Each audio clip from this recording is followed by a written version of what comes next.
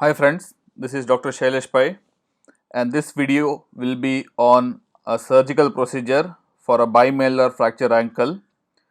The fracture is a supination external rotation injury for which we will be using a semitubular plate in antiglide mode and a medial malleolar screw.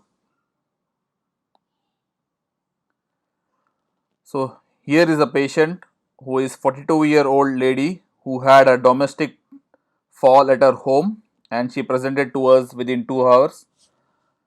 There was swelling on presentation for which a back slab was given, a below knee slab was given, and we waited for the swelling to come down and the wrinkles to appear. On a radiograph, we could note that there is a fracture of the lateral malleoli in the oblique plane and a fracture of the medial malleoli, which is a transverse pull-out fracture. On the lateral view, we could note that the fracture of the lateral malleoli runs from antero-inferior to posterior-superior in an oblique plane. So, if you have to classify this as per Log-Hanson's classification, this will be a syndesmotic injury. So, it has to be either a supination external rotation injury or a pronation abduction injury. Now, since the fracture of the lateral malleoli is an oblique fracture and not a comminuted fracture, this fracture will fit under supination external rotation. So, this is stage 4, that is in stage 1 the antero-inferior tibiofibular ligament is damaged. In stage 2 there is a fracture of the lateral malleoli in the oblique plane. In stage 3 there is damage to the posterior-inferior tibiofibular ligament, and then in stage 4 we have the fracture of the medial malleoli. So, this is a complete injury, that is it has reached the medial malleus and hence it is stage 4 Log-Hanson's.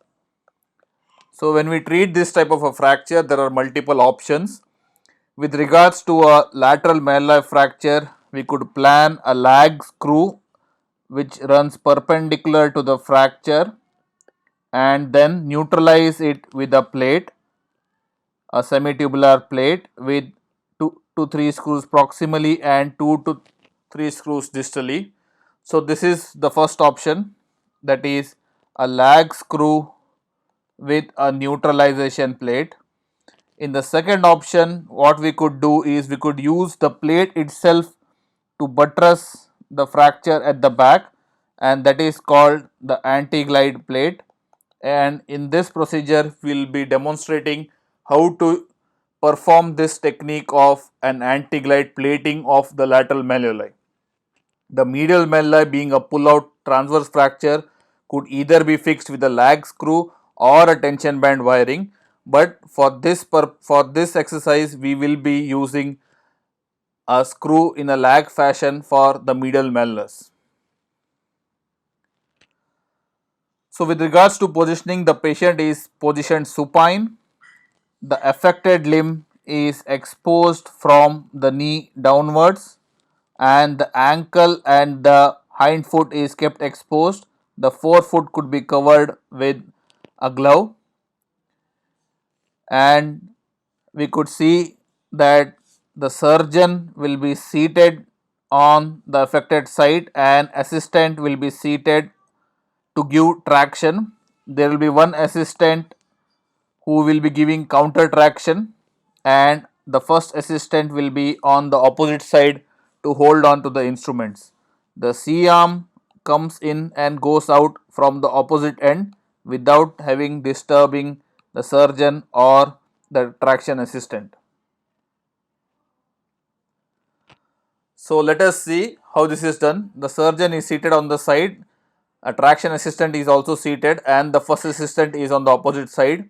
The lateral malleus is marked, and since we are planning an anti-glide plate, the incision will run along the posterior border of the lateral malleoli, which is marked. The joint line is also marked for ready reference, and then a skin incision is taken which is nearly bone deep on the marked incision. Once that is done, a Hohmann retractor is passed on the anterior and posterior surface of the lateral malleoli.